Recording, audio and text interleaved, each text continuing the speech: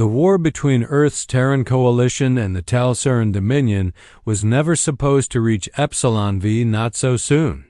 But Earth's rapid and overwhelming strike tactics, honed through decades of both defense and diplomacy, cut through the Dominion's prideful resistance with surgical precision. Entire fleets were dismantled. Fortresses fell in days. What once seemed like an untouchable empire now lay in burning fragments across the galaxy. Epsilon V, once called the Garden Throne by the Talsarans for its breathtaking flora and ethereal floating cities, had been transformed into a silent graveyard of twisted steel and scorched earth.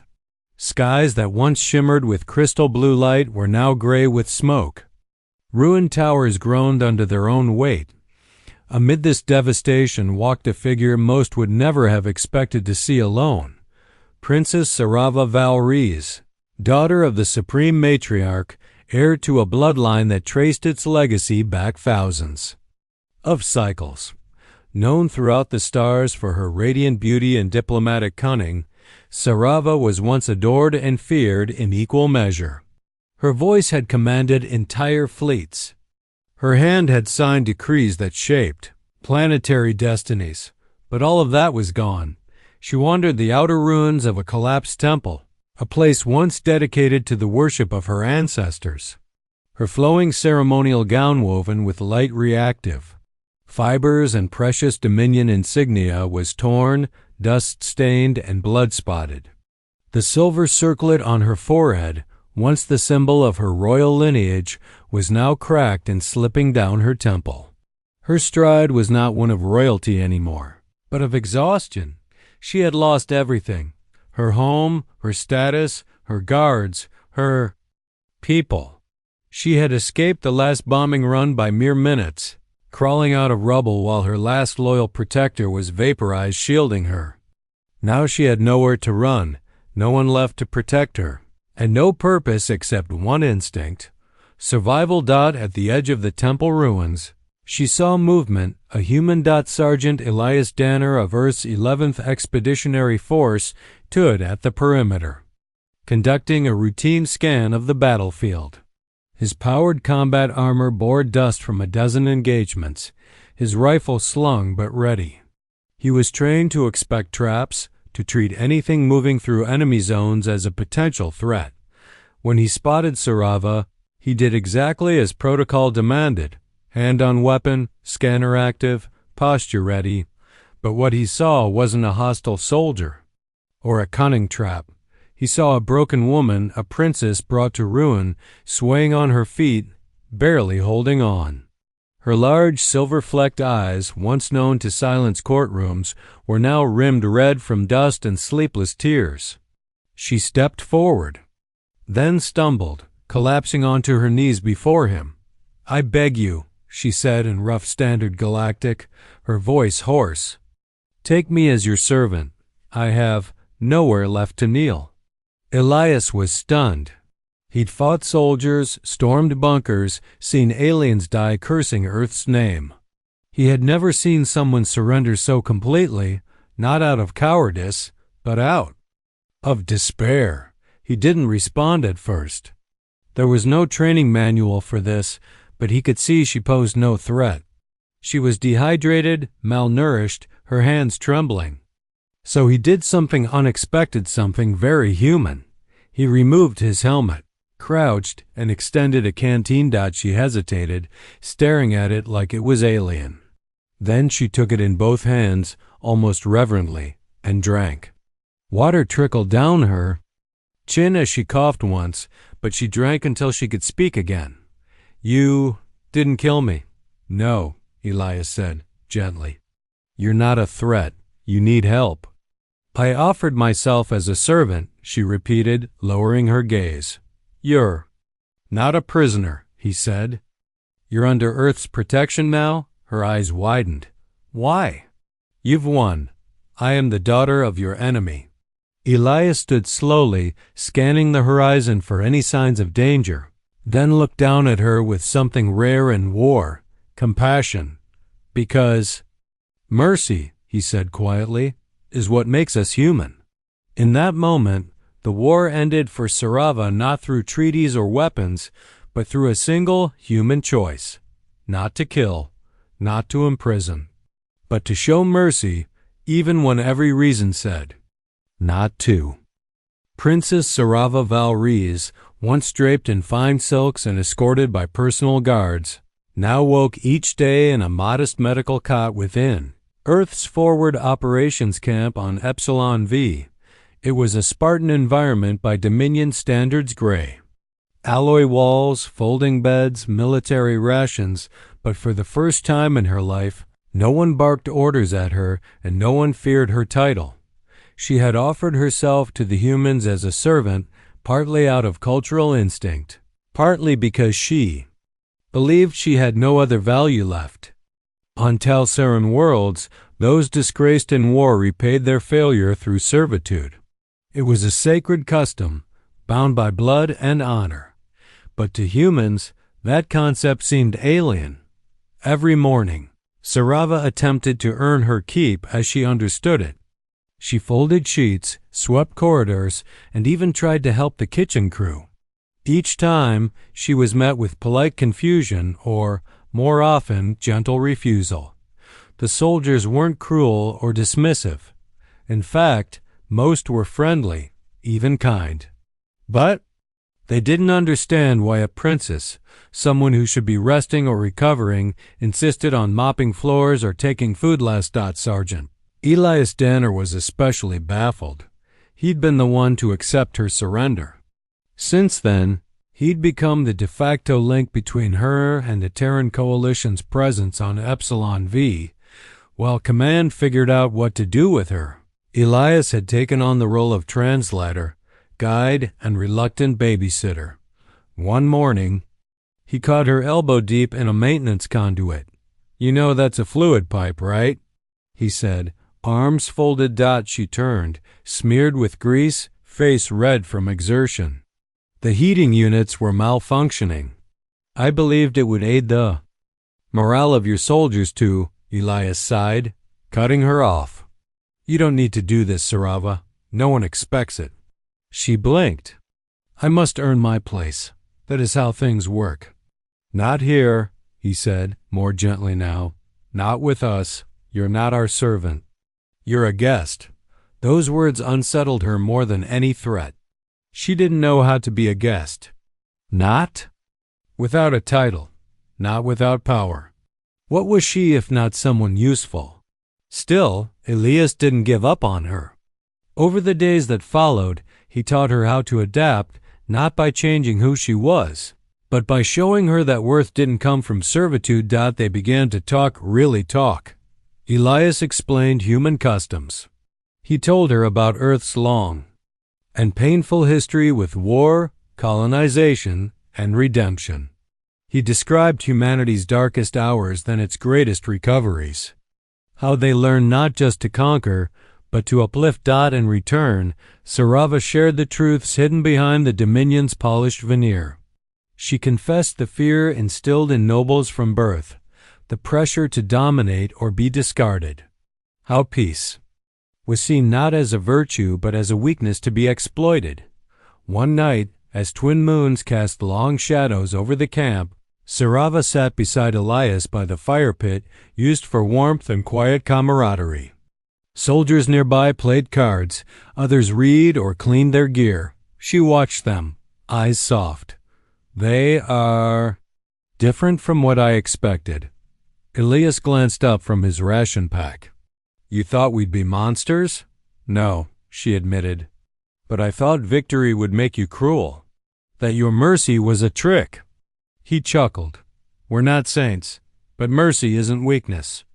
It's control. It's choice." She looked at him, thoughtful. "Do all humans believe that?" "No," he said honestly. "But the ones who survive long enough usually learn it." Sarava was quiet for a long time. Then she said, "Do you think I can become something else?" Elias didn't hesitate.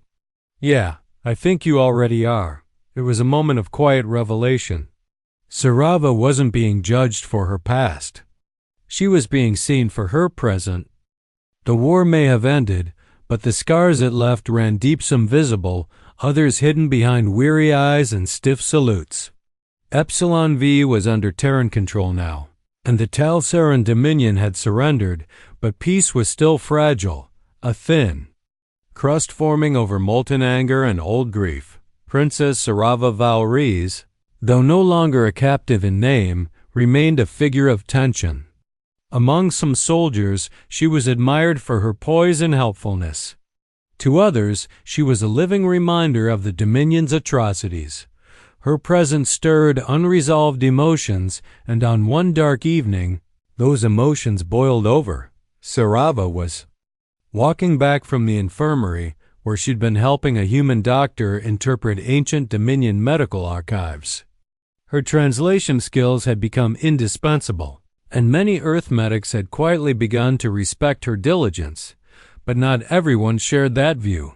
Private Miles Krell, a young Terran infantryman whose older brother had been vaporized in a Dominion ambush 2 years prior, had watched her all week.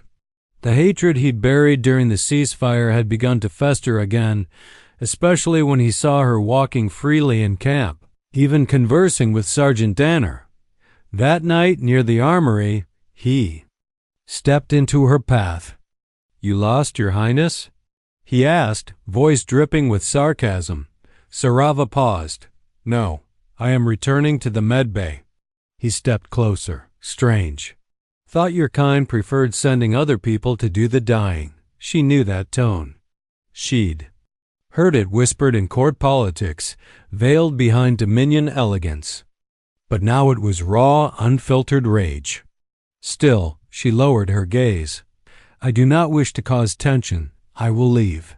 "You already caused plenty," Krell growled, shoving her shoulder hard enough to make her stumble. Sarava didn't fight back. She simply steadied herself. "You are angry. I understand." That only enraged him further. "You understand? My brother's dead because of people like you. While you sat in your floating palaces, we were bleeding out on moons no one remembers." She stood there, silent, accepting. Not because she agreed, but because she believed she deserved it. And that's when Elias arrived. He hadn't been looking for her, just returning from a patrol, but when he heard the raised voice, he sprinted toward it. The moment he saw Krell towering over her, fists clenched, something in him snapped. "Back away from her, now." Elias's voice cut like a blade. Krell turned, startled, but the look in his sergeant's eyes made him step back immediately. Elias moved between them. "You've got pain, soldier. I get it. But this isn't justice. This is revenge on someone who's done nothing but help since the war ended." "She's Dominion," Krell spat. "You can't trust. She's Sarava," Elias snapped. "And unless you've got a time machine, what her ancestors did doesn't matter more than what she's doing now." Krell looked like he wanted to argue, but the chain of command was clear. He stormed off without another word. After the private disappeared into the shadows, Elias turned to Sarava. She was clutching her arm where the shove had bruised her. Delicate skin. Her face was unreadable. "You okay?" he asked gently. "I am." "Unhurt," she said softly. Then, after a pause, "He's right," Elias frowned. "No, he's not. I bear the weight of what the Dominion was. My bloodline ordered many cruelties. I knew, and I did not speak," Elias exhaled. "And now you are speaking. You're helping us. You're trying. That matters more than being born into the wrong palace." Sarava looked away, her voice barely above a whisper. "Sometimes I wonder if I am just pretending to be better." "You're not," Elias said firmly. "Pretending wouldn't get you cursed at by soldiers and still come back to help their wounded. Pretending wouldn't have you standing here, instead of hiding behind status or politics." She turned back to him. "You see me as more than what I was. I see who you're becoming." For a moment, silence stretched between them, but it was not awkward. It was warm. Healing. In that exchange, something deeper than protection began to form, a trust earned not through war or blood, but through shared wounds and a choice to grow beyond them.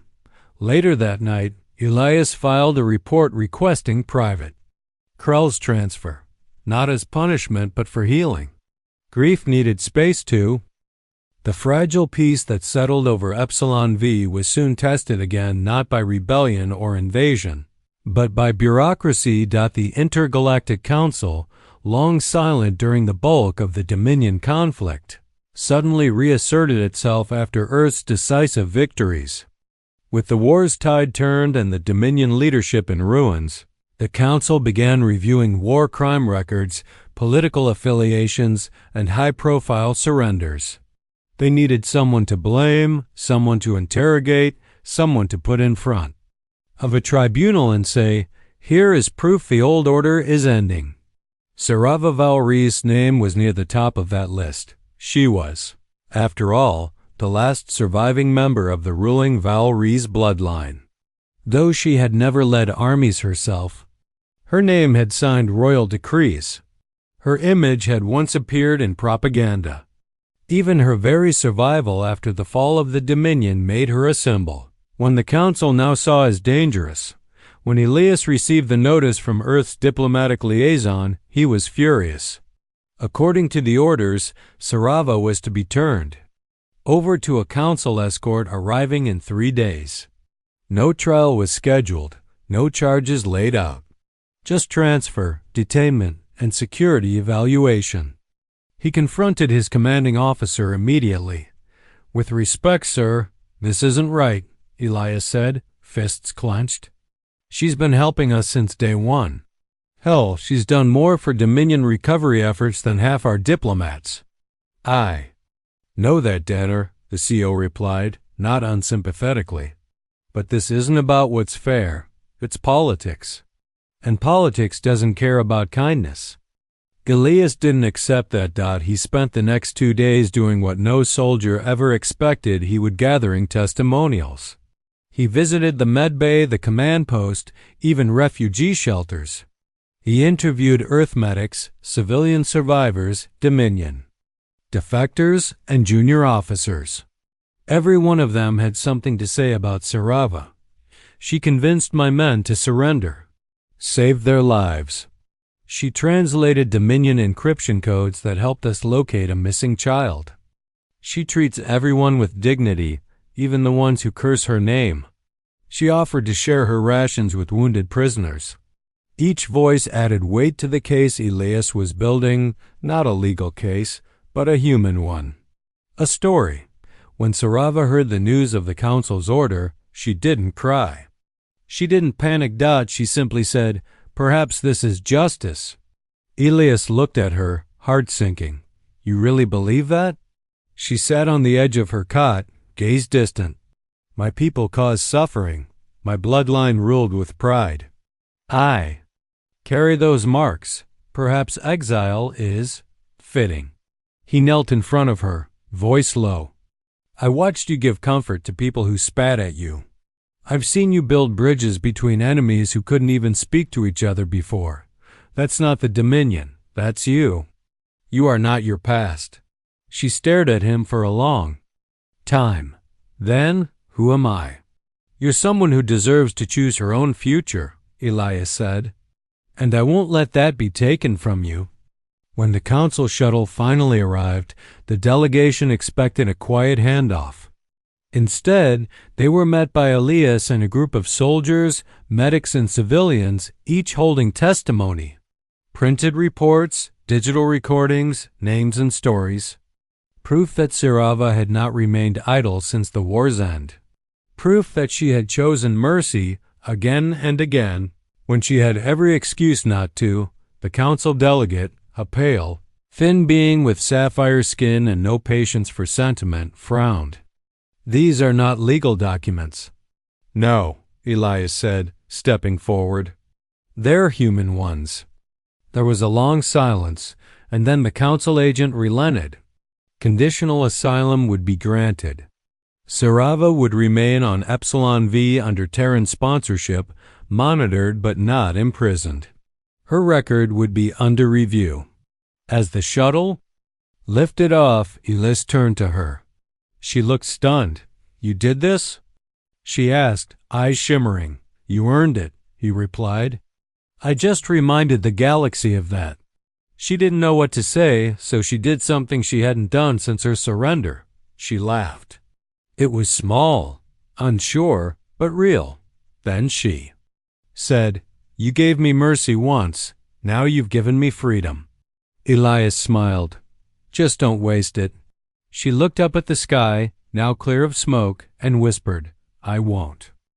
Months had passed since the council delegation left Epsilon V, and in that time, the world had begun to change physically, politically, and emotionally.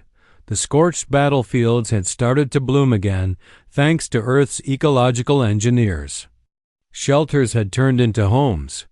Soldiers were replaced by diplomats and aid workers. But of all the changes, none was more symbolic than the transformation of Sarava Valrese, the former Talsaran princess who had once knelt in ash before a human soldier. She no longer wore the tattered robes of surrender. Gone was the cracked circlet and hollow stare of a disgraced royal. Sarava now wore a simple but elegant coalition uniform, one modified in style but not in meaning. She bore no rank, but she carried influence. Earth's command had quietly assigned her as a cultural liaison, but in truth, she had become something much greater. A voice for reconciliation. It wasn't just about translation anymore. She spoke at peace summits, mediated disputes between humans and Dominion survivors, and advocated for refugee rights across former war zones. Her knowledge of both Talsaran customs and human values made her indispensable. In time, even the council who once sought to detain her began to listen to her. But this new role wasn't granted out of guilt or pity. Sarava had earned it. She had built trust where none existed. She had answered hate with dignity, suspicion with truth, and grief with humility. She didn't preach peace, she practiced it. And through it all, one constant remained: Sergeant Elias Danner. Though technically reassigned, he stayed on Epsilon V at his own request. His role evolved too, from soldier to coordinator, then to unofficial advisor and protector to Sarava. But even as the galaxy tried to define them, they never labeled their bond. One evening, as the sky blushed orange under Epsilon's twin suns, the two stood together atop the rebuilt temple where they had first met. The golden spires had not been restored to their full former glory, but that was intentional. Earth believed in remembering history, not erasing it. They stood in silence for a time, watching children, Talsaran and human alike, play in the grass below. No guards, no fear, just laughter. Finally, Sarava broke the quiet. "I once offered myself to you in shame," she said, her voice low but steady. "Begged to become your servant, because I thought I had no other worth left." Elias turned to look at her, expression unreadable. "And now?" he asked. "I don't want to kneel again," she said. "I want to walk beside you." Elias smiled faintly. "You always could. You just didn't know it then." She looked at him, eyes reflecting the glow of the setting suns. "You gave me mercy when I expected chains. Then you gave me freedom when I expected judgment. And now you've given me a place." "I didn't give you anything, Sarava," Elias said. "You took it. You built it." She exhaled slowly, letting the moment sink in. Then she did something that surprised them both. She reached out and took his hand, not as a gesture of submission, not as a token of alliance, but as an equal. And Elias, without hesitation, held it. What had started as an act of mercy in the ruins of war had become a partnership built on trust. Two former enemies, drawn together by humanity's strangest and strongest weapon, compassion. Later that month, Sarava was invited to speak at the Intergalactic Council Assembly. She stood before delegates of 100 worlds, many of whom had once called her people tyrants, and began her speech not with politics, but with truth. I am Sarava Valriz. I was once a daughter of the Dominion, raised to rule by fear. But war stripped me of everything except one choice, whether to stay broken or to rebuild. A human showed me what mercy looks like. And now I choose to help others stand as I was helped to stand. The hall was silent. Then it erupted in applause. Some clapped out of respect, some in awe. But many, perhaps for the first time, believed that peace could come not just from treaties, but from changed hearts. That day, Sarava wasn't a former princess. She wasn't a refugee. She wasn't a servant. She was a symbol of what was possible when, even in the ashes of war, someone chooses to extend a hand instead of a blade.